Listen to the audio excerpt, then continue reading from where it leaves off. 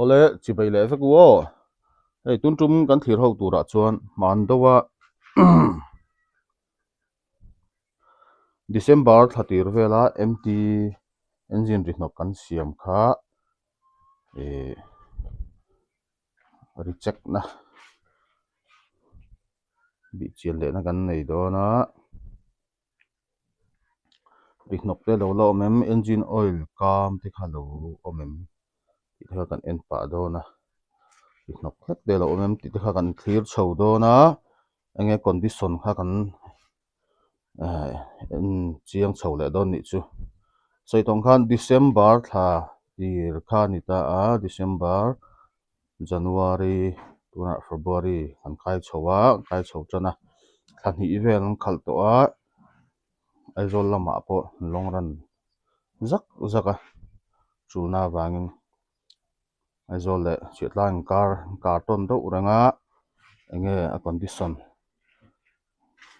kan reng kan en chho don ni chumi pa chuan thil brake lama thak te oma ti chu kan clear chho pa nga ama sabera chuan engine oil hi check phodang eng pon ni se kan start ma eng engine oil level check phodang hi an her hong phodang chuan lut lenga tung ni lang ngil do tunganga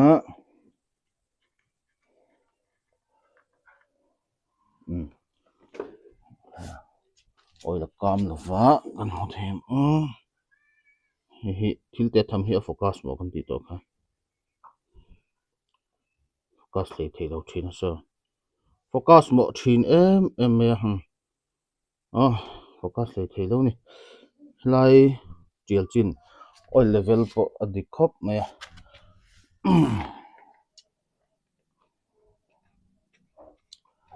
chuan ari kan ngai thla chinang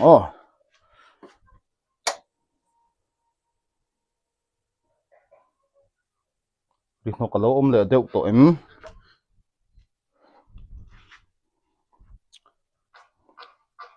ti kha kan ngai thla chho anga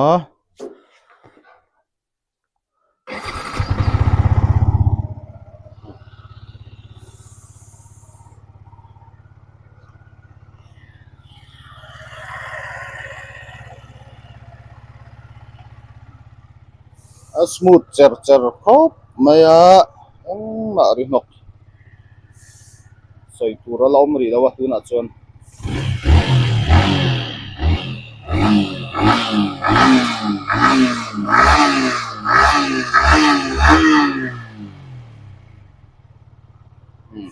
ari chula dik viau mai lo me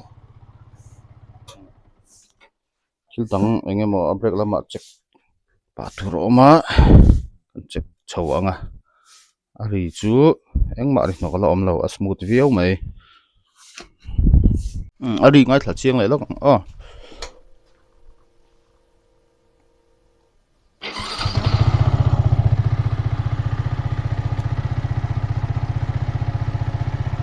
ala smooth viau maya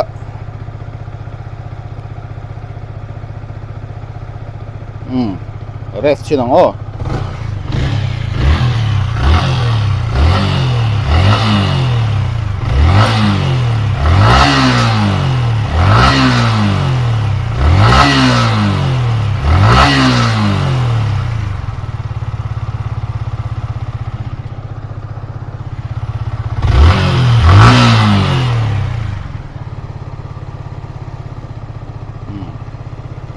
ri hnok om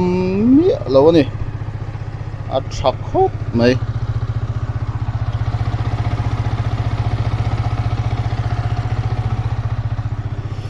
ari po ala thae lo mo me ari kan ngai thak zo tong khan ari chu a tha khop mai du thu samala nia ari chu chuan engine oil lik te omem he ta te hian kan enang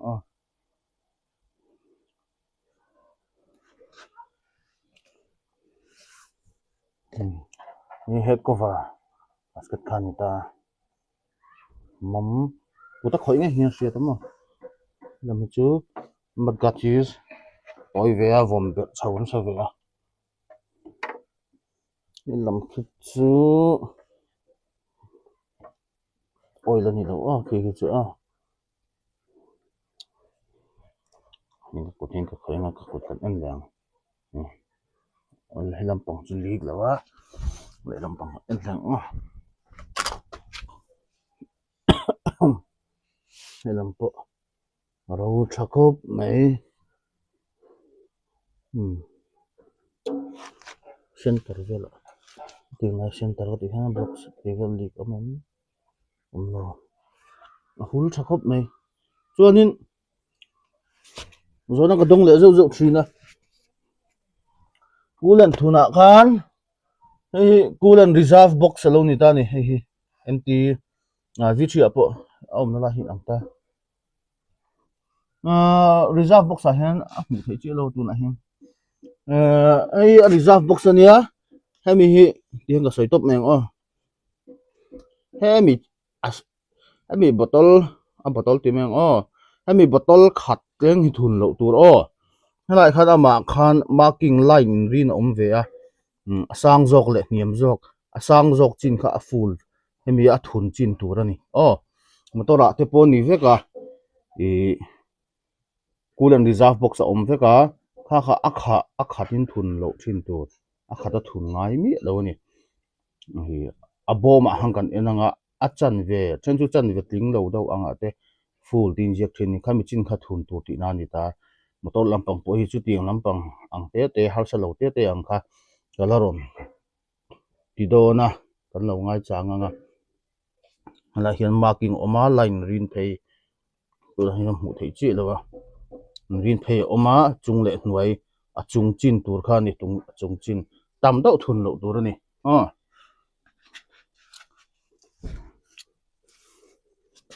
chuan thil dang kan nge thak ngai lai vel te kan thak chonga kan en chho zelang ti chuan oi lik na po om lowa ri po dika thaviau maya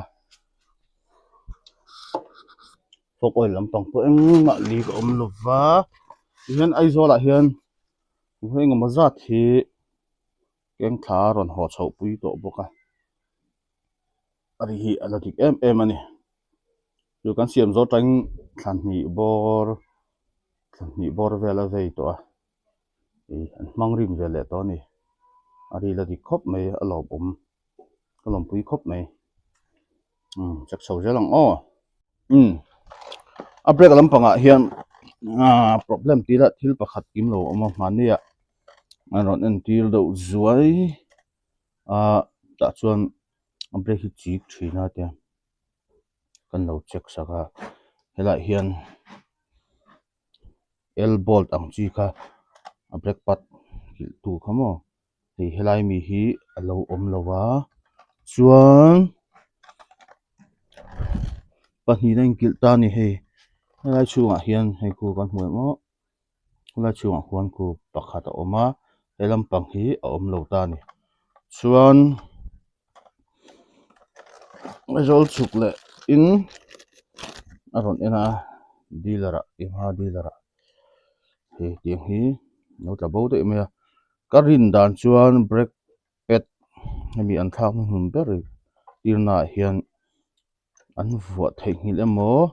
an vuah tho si khan an type thei ngilanga tla dei ni karinga chu karin dan ania emo an vuah thei ngil pon the kha chu ava se to lawa hemi hi pin pet a intia cheng zathum paliman ani cheng zathum paliman mai hemi te hi mo to ve phian mai tiro made in India ni lo made in Japan dei ni made in Japan part chu ato zel made in India ain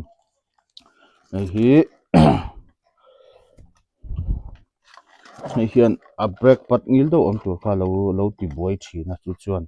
hemi break di sakha root thina lo tai thin chuma hi an vua don ani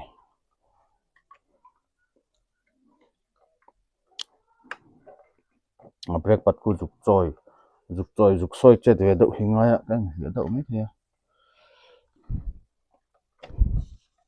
tikhan amba break pat chung hetia kual lai kha hemi safian azuk hol tlang ve ngai ya juk soi che pa ave ngai ni chuma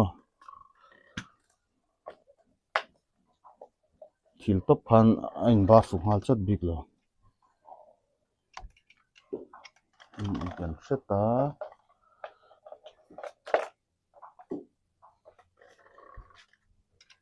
hian kan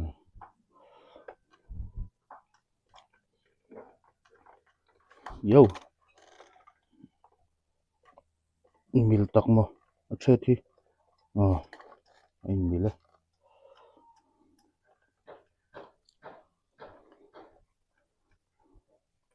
ni hetiang ang chom vek socket box kha karon mu cheunga manga video pakhada khan karon so to thong ka sia changkai khop mai thil hi mo thil man tol tu kan ni lowa sang ni tang sang thum karvel ning ka sia amazon vela han cha tur oma lo cha ver o ama mo kha chon chalu tu hi a nge that hi nga ya boi kan check lo lo nga an noi po hi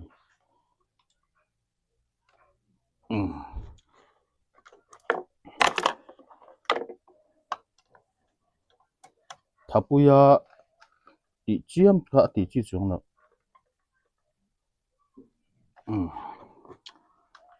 khan he ma kha chon he hilai hi hemi okay kan nok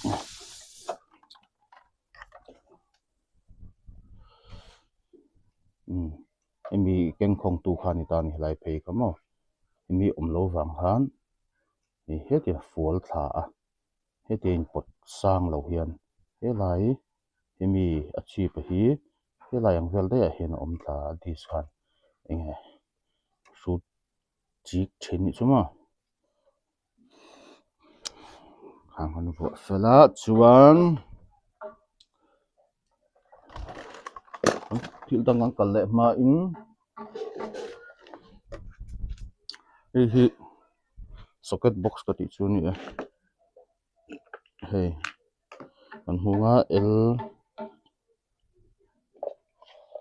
het na ho te khamo ya chom phei minus kan ti te mo chuan star heading ho star mizon star kan ti kha anta star kan ti thin kha khat ni thumli 4 star mo chuan star po hen tle ma achi bul do hlek ang te ngai ang chiang han te kha chom bok ta chuan hei elen lo ho han te ma te do ti han number ha elang chia hian chiruk chom ta chuan heng ho hi ni ke ma chun 6 star ka ti me pa ni poruk mo kat ni thum ri ma ru heng ho he tu te kha thin ni ke ki ron chom veka chuan number 4 tanga 4.56 chuan sampali theng chawani extension ho po tha hi a tha ka ti khop mai adu chuan lo cha ver u amazon a khana tam mai taparia nia hi mo taparia hi a tha socket box a socket hawa chuan ran sim ma chuan taparia lukhi omwang ka helo chuan socket box lian chi a khan heng ho hi ka mang le ta a lian chi a khan hi recharge kan ti khani ta ni mo po thona tia po luat ti chok ngai lo han ti hiam het char te ya lu jong pon tian ti lenga het char thei ta ni hei hi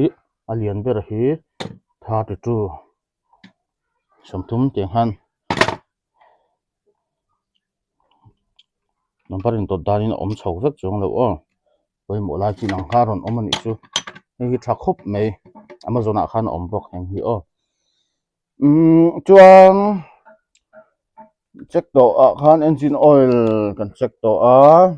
engine oil level po a tha a engine ri po ala dik khop mai a engma ri nok ri chher ei ala om lawa chuan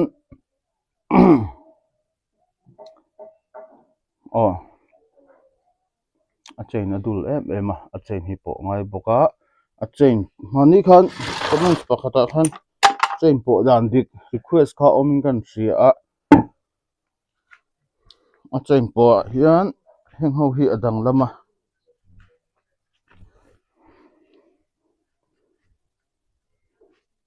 ei hemi lai mang hian po ngai thin ani mo hemi mang hian hi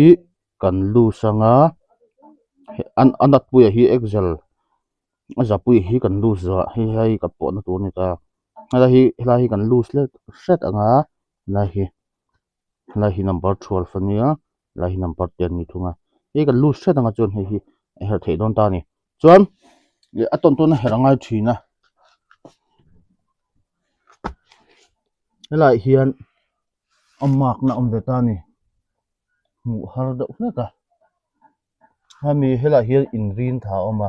hemi number kha chhiar ngai thin ni hemi na aron sukchin khale langa po khatiang che khan le lama ti tur ania chuan pakhat kan en le lokang chuan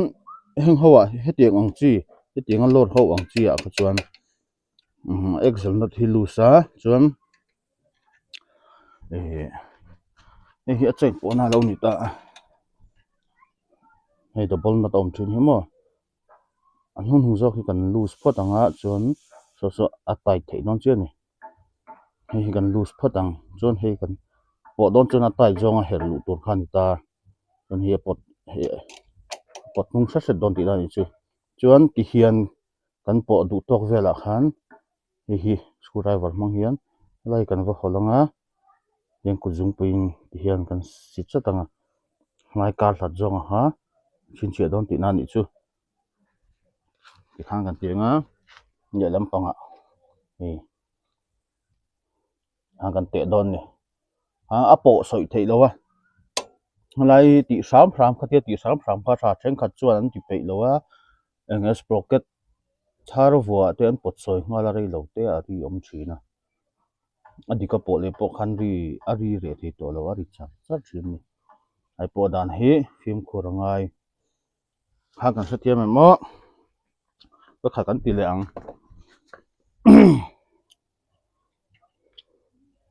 ngai kan po du to ga khan a chain amar zong kan du to ga khan in petrol lem ti kan se du chuan ti hian kan tianga ti hian kan chin chiang ti son mi lo tur khan tin pheiwa wanga le lampanga khan ti hian ti le chatang ho dik chatta mo helaya enge ala lu thuk alu helahi alu he ti engvela te om chuan alu thuk chuan hi lu tai jong lo her thola malama beng lu do ngai thinta hemi dik chat tur khan hisab don ti na ni chu khan kan sathia mang tro chuan soi tong khan la hian ngor light kan on lo kanga la hian he hu chian them ko na hi lo hu them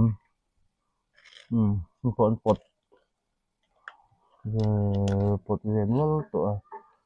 so la son marking omani ka marking milson lam pangai du to ka kan po zo khan hata le lam panga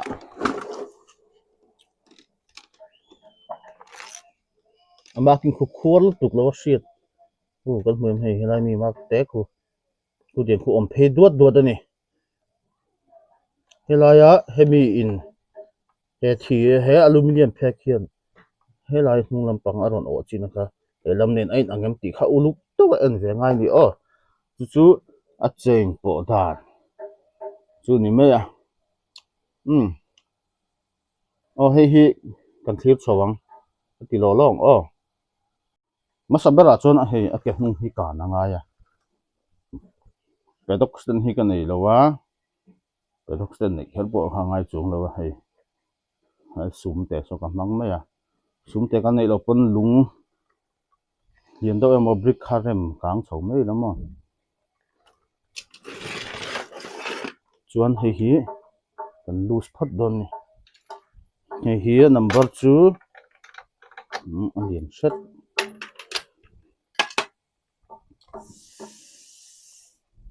number 22 22 po alot hol hi thei dang dang khoi chang sia ta ki haramo number 19 ani na hi som pakua ni kan hei po thon jongai lo khan ti hian ti khan he restaurant chuan sam to her to me don loose ta le ma fir khasun le lam pha phon nei tur ni a ton chuan mo chuan ta hin ring range man rem lowa dial range number 12 le number 10 kan mo ta ni chuan le lampang kan en le lampang tang han po ma sak lo tur ni a el a chain na lampang sai ka tang han po ma sak tur ni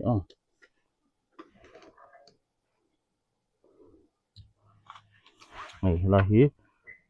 number 12 ania chuk zon kan help thakeu nga loose don ni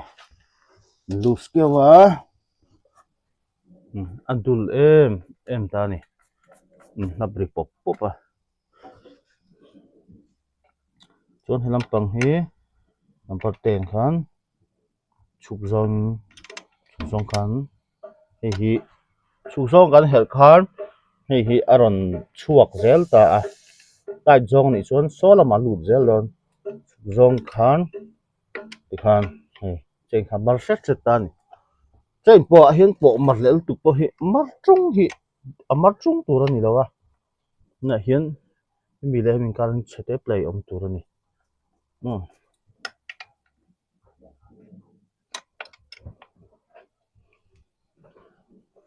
chuan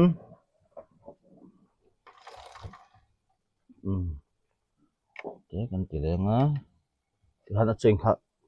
tin kan check pa zel don ni chu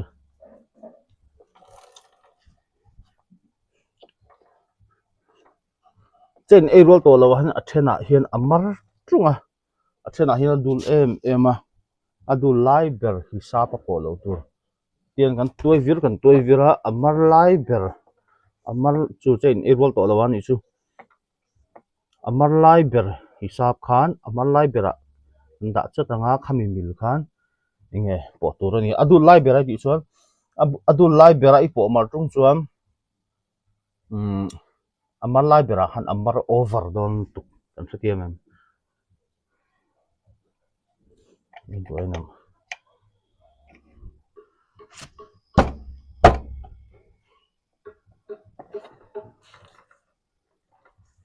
chen po mar ti han mar tung tur ani lo chuan helam panga kan tu to kan pon huwa han helai hi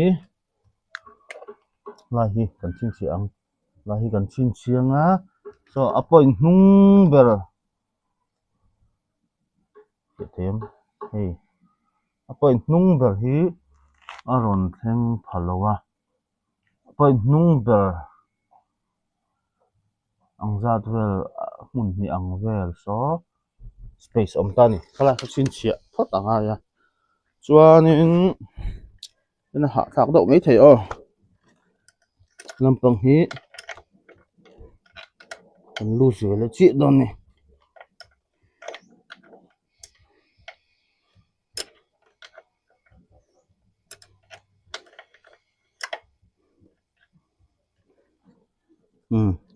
kulai khu kan en pang khan number 10 khan he chu alu song chu chho zong ni vele tung ta ni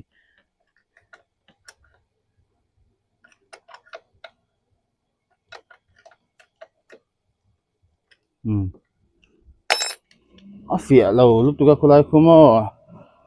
making khu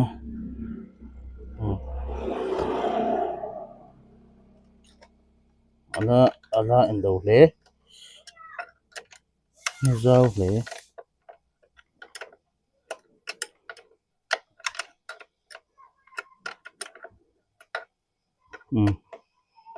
dik vel viu mai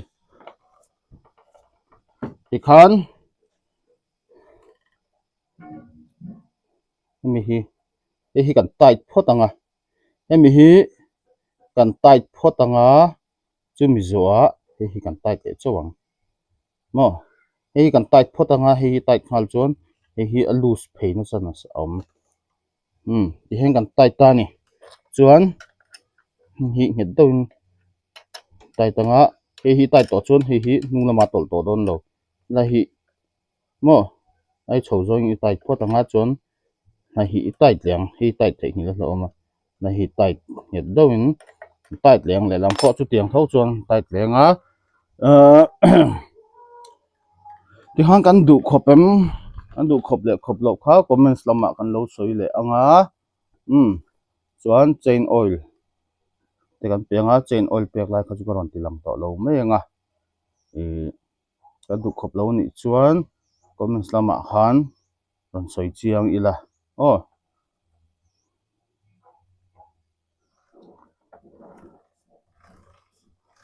chuan ka soi du pakhat chu sprocket thar kan thlaka sprocket thar kan thlak tima chuan a chain kha mar tung ti lo tur ani mar do da lo tur sprocket thar thlak tima phei chuan chain kan po reng rengin hetia kan en lowa inchi khat vel ang tal hetia ti che chho thei tur vel ang khan daila dik du khop mai a hetia ti pot nem chho thei lo mo tia che chho thei lo ang khop khamar kha chuan po mi lo tur ani tun tan chuan an video du tok le podang video thara next video kain mule theu don nia chuanin kan soi le du lok chu da main li thei siam lam chau lo po thil enge ka ron da zau dona mi lo thil sak ve sam turin subscriber fel tak te kan in som ani du tok ang